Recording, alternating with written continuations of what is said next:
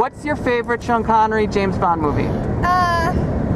Goldfinger. Goldfinger. Goldfinger. Okay, you go to her. Jenna, what is yours? Diamonds are forever. What's your favorite Roger Moore movie? For Your Eyes Only. For Your Eyes Only. Yeah. Okay. Jenna's is Octopussy. Yeah, Jenna's is Octopussy. Yeah. That she's. That's professional. What's your favorite Pierce Brosnan movie? Oh man, that's hard. Die Another Day. Oh, really? Yeah. She likes that one. I like that Wow, one. do you like that one? Yeah, Okay. I like that one. Okay, well, you're People, entitled if to you it. like Die Another Day, please tell this man. Ben, what's your favorite Daniel Craig movie? Casino Royale. Casino Royale. La la. What's your favorite Timothy Dalton movie? The first one that he did. What was that? Living Daylights? Yeah. Yeah. Okay. Da da da da da da da da.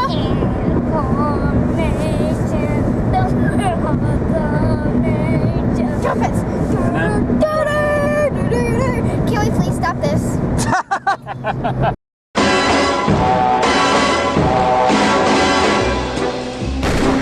All right, now it is time for our top 6 Bond movies of all time. And I'm going to go first because you are the expert of the Bond stuff, so we'll end with you. All right. With your number 1, okay? Thumbs up. My number 6 I just threw out and put in Skyfall in place. What's your number 6?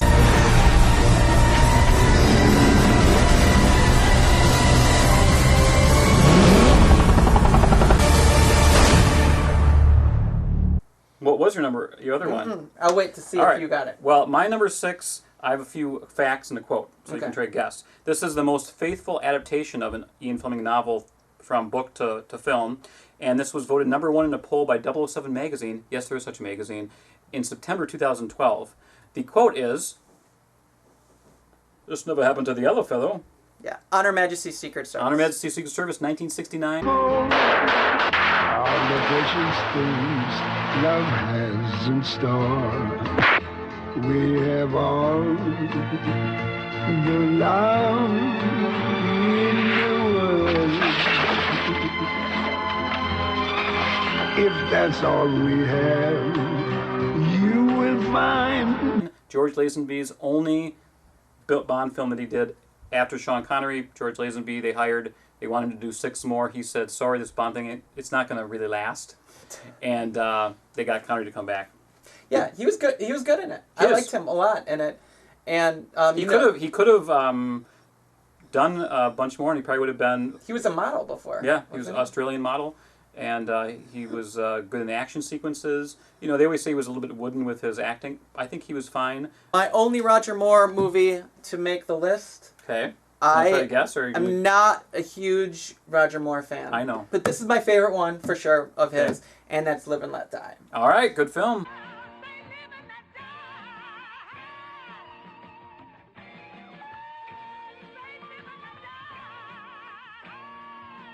I liked the embracing of the blaxploitation. More excitement, more chills. The boat chase scene is really good. Bond film of all.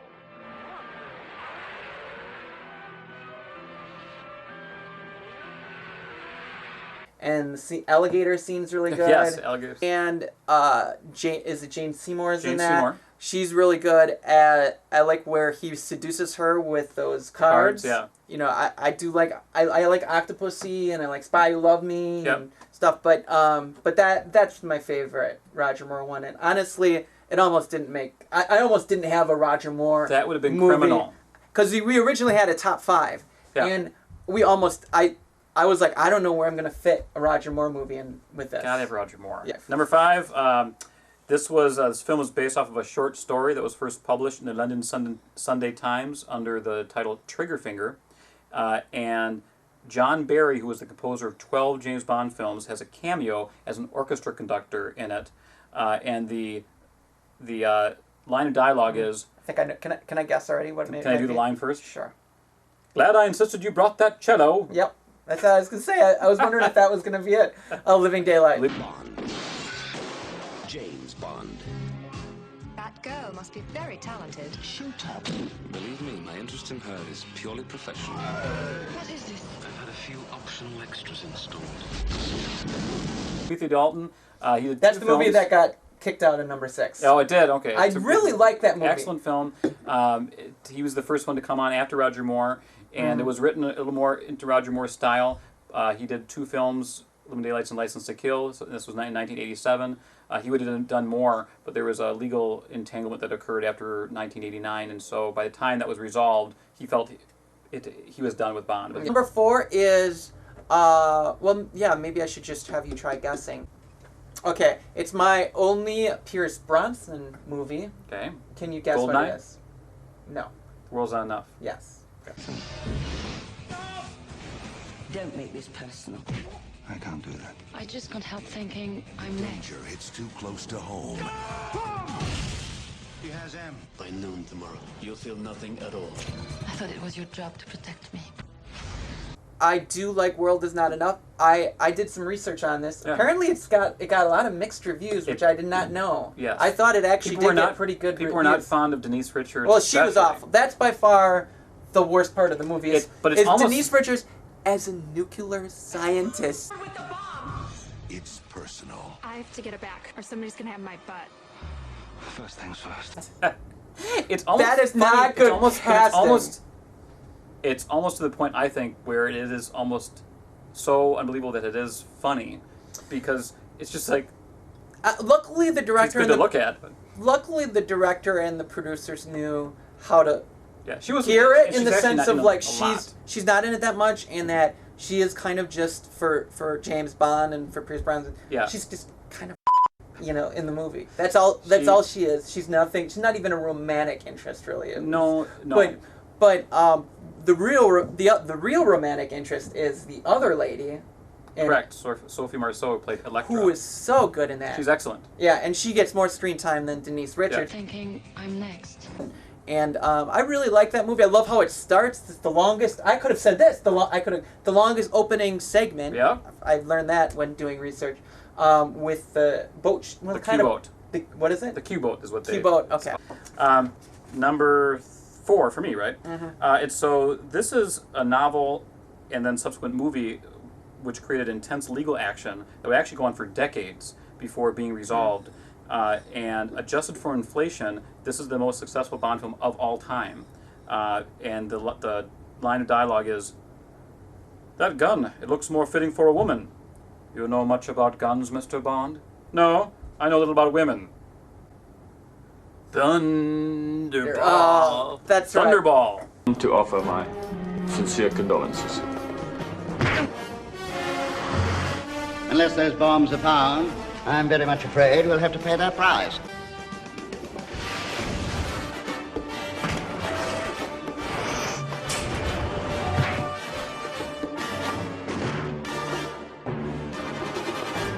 There's that underwater sequence. Yeah, Thunderball Wow. That's really long. It is long. It's at the end of the movie. You're talking about, right? The climax of the movie. Yeah, we just watched it a couple nights ago. It is a longer sequence, but I think that I love the Bond girls in it. It's very grand. I think it's the first Bond movie. It was the 4th Bond film made, but it's the first one that really is about world domination. And it really feels very expansive, versus I think the other 3, which were they went to locations and et cetera, but this is Spectre is stealing missiles, and they're going to blow places up unless they get money, and it's a lot of it's filmed in the Bahamas, which the cinematography is really great, and I think that Connery is at the best right there. He did 3 already. He knows the character. Goldfinger was obviously a smash hit, so he's comfortable with the character, and I think the writing is really strong, and a good bad guy too. Number 3. Number 3. This movie, the first time they made this movie, it starred Woody Allen and David Niven. And Peter Sellers. And Peter Sellers, yes. And Ursula Andress. Okay. What is it? Casino Royale. Casino Royale, but not that version. The actual Daniel Craig version. Now, Did he die? Your contact? Not well. You needn't worry. Second is... Yes. Considerably. Which would explain how he could set up a high-stakes poker game at Casino Royale in Montenegro. If he loses this game, he'll have nowhere to run. You're the best player in the service. I hope our little game isn't causing you to perspire. It doesn't bother you killing those people. Well, I wouldn't be very good at my job if it did. James, get the girl out. You're not going to let me in there. You've got your armor back on. In time.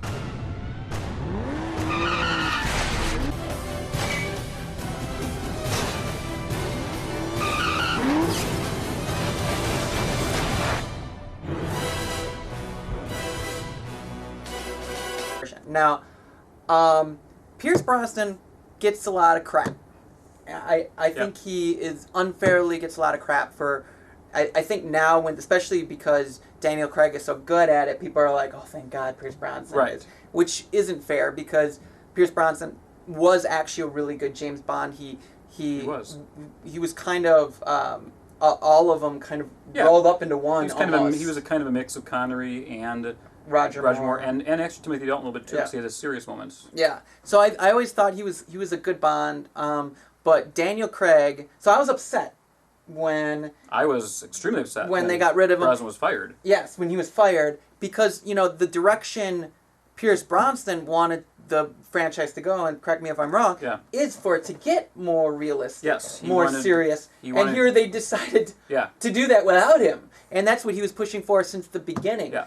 He had a meeting, correct me if I'm wrong again. You're right so far. Meeting with Quentin Tarantino, because they're neighbors, and then with the producers, saying, let's do Casino Royale now that you have the rights for it, and let's do it in the 60s, right? Yeah, they wanted to do a period piece. They wanted to do a period piece. Quentin Tarantino directing it, which I would have... And make it more gritty. And make it more gritty. And at the time, I remember hearing that, probably from you, and I was like, I was like salivating. I want that.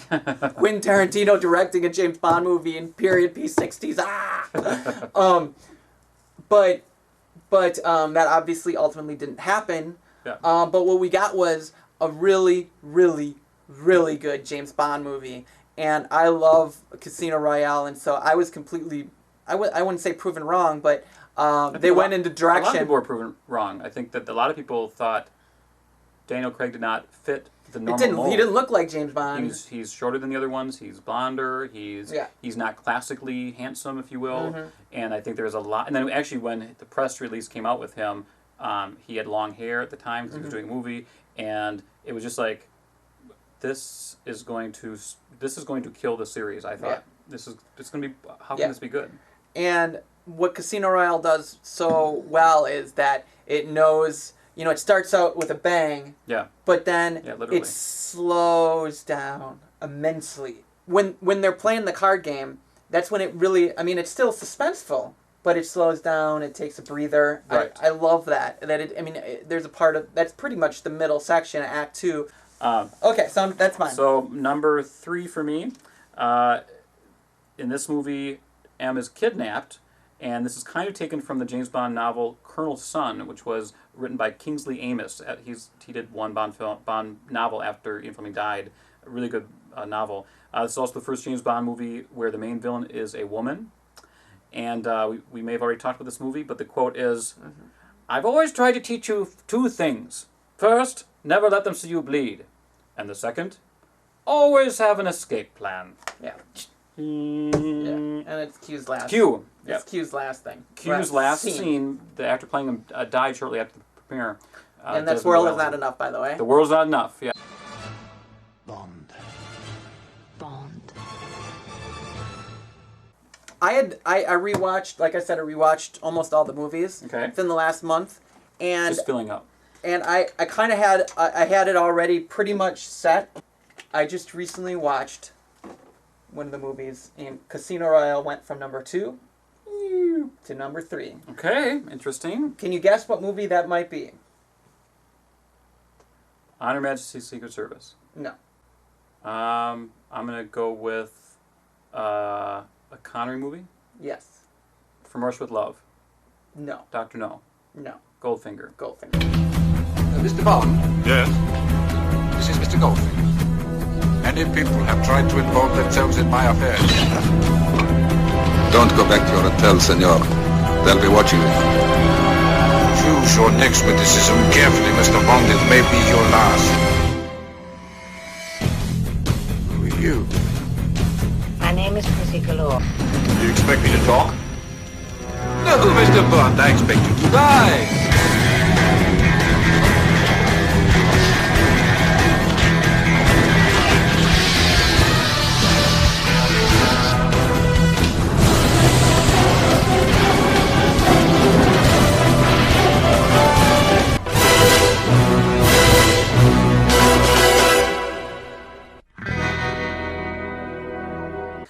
I'm sorry. I wasn't going to go with what I thought was And it was the obvious choice, but you know what? Sometimes the obvious is there's a reason why it's the obvious. It's known as the quintessential Bond movie It is for the a best reason. Bond. It is.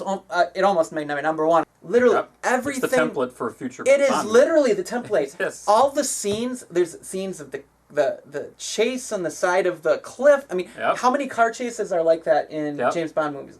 And I was struck by, especially because I watched all of these other ones first, and then Goldfinger I just watched last week or so. Okay. And I'm like, all these movies this is the template for it. And it's just, besides that, it's just a really, really, really good movie. Yes. It aged well, which It not all the James Bond movies Connery's age well. great in it. Yeah, Connery is so good in it.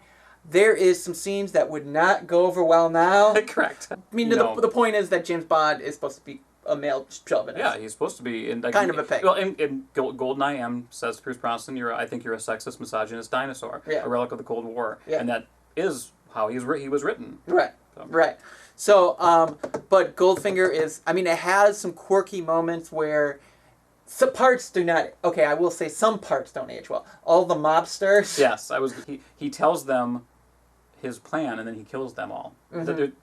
The only reason it's in there is for exposition to the audience. Otherwise, it makes no sense. Well, why would you tell your plan? It's an elaborate setup with this model, and then he gasses them all. But it's got Oddjob. Oddjob is great in it. Razor bowler hat. Obviously, Pussy Galore. Yep. Has this great scene right in the beginning where you see is that from Russia with Love? Tell me which movie this is, where he sees the attacker in the eyes of the woman. No, it's Goldfinger. And so got the quintessential Bond song. Goldfinger is the template for all these type of songs that are coming out now. Yep. But and including the newest one that came out. Yep, Adele's song is very surely based. Stay flashy. I know it's not the. It's the obvious choice, but it's completely obvious choice. But there's the reason why Pet Sounds is the best Beach Boys album, and I don't know that. Okay, well it is. maybe if you would have said Slippery When Wet was like the best Bon Jovi. Best Bon Jovi. You probably already noticed. So far there's one Bond for each movie versus a list of truly my top movies, because I was trying to think. If I was trying to think with these lists, if I'm on a desert island, what am I going to want to see again and again? And I would still want to be able to see, each Bond. People always ask me what my favorite James Bond is, who my favorite James Bond is, and I always say, that's like saying who of my children is my favorite. It's hard. I can't really do it because. But he has a favorite. because they all serve different needs for me in terms of the how they are and things like that. So, right, number 2 for me. This is the first Bond film that was based on one of Ian Fleming's short stories instead of his novels. Wait, this is number 1? No, number 2. Oh, number 2. Also, very interesting. One of the poolside girls in one of the scenes was later revealed to be a male to female transsexual, which I bet you didn't know. Her name was Tula or something like that. The line of dialogue is, "The Chinese have a saying, before setting off on revenge, you first dig 2 graves. I don't expect you to understand. You're English, but I'm half Greek. And Greek women, like Electra, always avenge their loved ones." Okay. Close up on the eyes. I'm trying to think what Bonds you've done so far. Because the word eyes what in the actor? title. Oh, For Your Eyes Only. For Your Eyes Only. Roger Moore, 1981. Explosive. Exclusive. Well, I trust you, Elgar. For your amazement, this Bond is for you.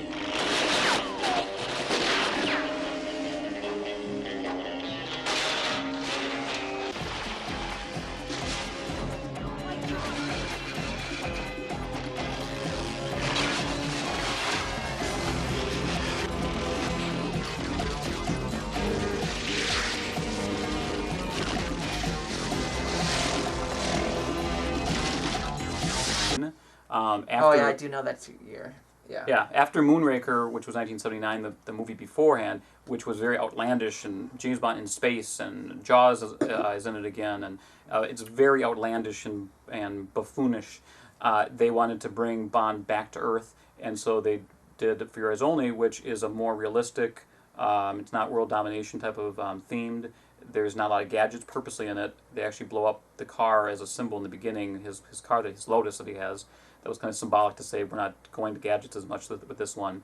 And I think it's Roger Moore at his best. He's obviously a little bit older, but I really like his interpretation in that movie. You know, there is obviously some jokey parts, but he's also serious as well. And there's one of the best scenes in the series, which is him running up to get Emile Locke, who's a henchman.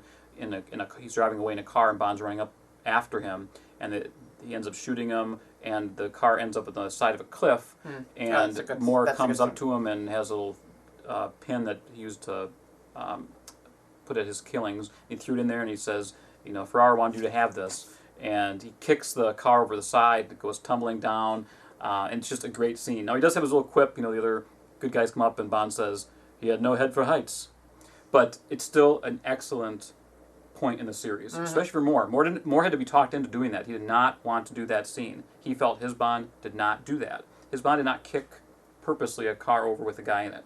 And John Glenn, the director, said, "You have a license to kill." John Glenn said, "Let's do This is why I have problems with Roger Moore. Well, Roger Moore really felt like he was Roger Moore being Bond versus James Bond, and he'll admit that. He'll say, "My Bond wouldn't do that." But he has said since then, John Glenn made the right decision. Of course. In the tone of that movie, that's what would have happened.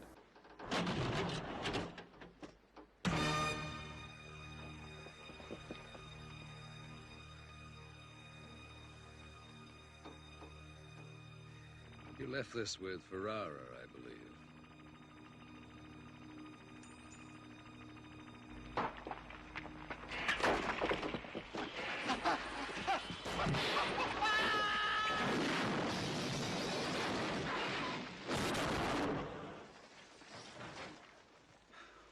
Had no head for heights. Okay, should we move on? Yeah. Number one for you. I love this movie so much. You already said it. Yeah, I already. You know what it is. Know it by process of elimination. Yeah, and it's a weird one for number one. Yeah. For a lot of. Well, I would think a lot of hardcore Bond fans put this as number one. Okay. It's number by two. far. I've always loved it, and I rewatched it just to make sure I'm not going crazy with all the other ones. Yep. And it is my favorite, and most of it, a lot of it takes place in the snow. Yes. And it's an actor that is the only actor that played him once. Just one time. And that's on Her Majesty's Secret Service. My name's Bond. James Bond. The new Bond. Suppose I were to kill you for a thrill. The different 007.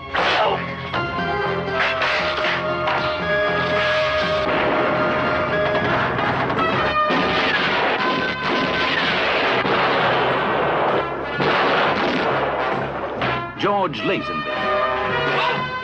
The different Bond from the same stable. I loved that Diana Riggs is in this. Diana Rigg as the Comtessa, the different Bond woman. This one's got class and style.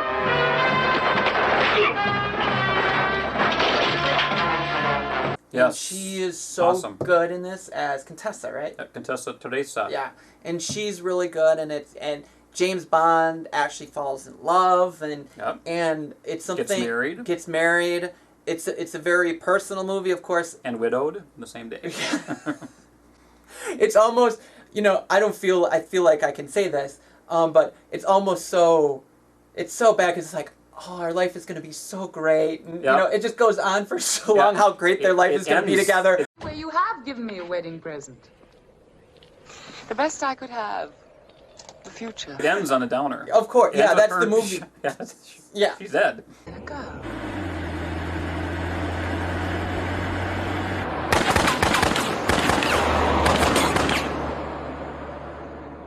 It's Blofeld.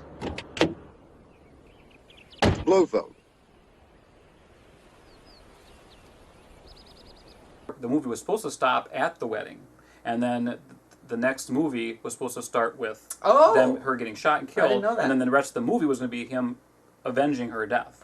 Interesting. But then once he basically was like, I'm not signing a contract, I'm not doing it, then they had to end it with that because it was like, well, it totally fits the movie. It does. It's so great. But no Secret Service. I love how they do some interesting things with film speed in that movie. Yeah, they do some kind ramping up and ramping up, and then they actually have some stuff where they're actually they're missing frames, and it looks just so cool. And then the director was the editor of the first 5, so I did not know that. His thing is speeding things up and doing things, but it even played around with it more. Yeah, I noticed. Since he was a director, he had a lot more. And so he was really. I love that, and then I think it's I love the car chase in there in the snow, and I love the ski chase. You know, how many James Bond ski chases are there? Yeah, this is by far my favorite. It was also the first one. Connery did not do any snow stuff, which is kind of ironic, but the first 5 films didn't have any ski things, but Lazenby's did. Interesting. Okay. All right. So your number one. My number one. I already know what it is. I know you probably do. By process of elimination. Yep. This one. This was Ian Fleming's first James Bond novel. This is basically a James Bond origin story that the series ended up being rebooted a few years ago. And the line I have is, "I'm sorry, that last hand nearly killed me." Yeah. Casino Royale, 2006 version. The Treasury has agreed to stake you in the game. But if you lose, our government will have directly financed terrorism. I will be keeping my eye on our government's money and off your perfectly formed house. You noticed. With Daniel Craig, and like we talked about already, all I'll say is I had such low expectations for Casino Royale because I was a Pierce Brosnan fan, and I didn't like how he was treated at the end there. Was he getting older and was Die Another Day a great film? No. Yes, he was getting older, and it wasn't a great film. Good... However, I still thought, he was the James Bond of so many people as well, even when he was Remington Steele in the 80s, which was basically a James Bond detective. I thought, who else out there is like him? There isn't any. Who's a James Bond? And they picked this guy who was like, what is Barbara Broccoli, who's the producer's daughter, or the current producer, what is she thinking? But she was right. She had the Midas touch like her dad, Cubby Broccoli, did. She wanted him, and he, even after the first sequence, the opening sequence, I was like, wow, he was so intense and surprising, and he played it differently than Pierce Brosnan would have played it, and it was excellent. It was excellent. I loved the movie, and I was so pleased that I was wrong, because I was like, okay, we're in good hands here with this guy. Yeah. Yeah. Now again, I didn't like the follow-up film, but that had nothing to do with Daniel Craig. Yeah, Quantum of Solace is just an awful movie, but luckily came back for Skyfall. That's right. That was the so circle good. of life. We come circle full. of life. It's the circle of life. Okay, so that's all we got, I think, for the James Bond stuff. Is there anything you want to say as an expert of James Bond? I think that we should end by both of us singing the James Bond theme. Oh, no. Here we go.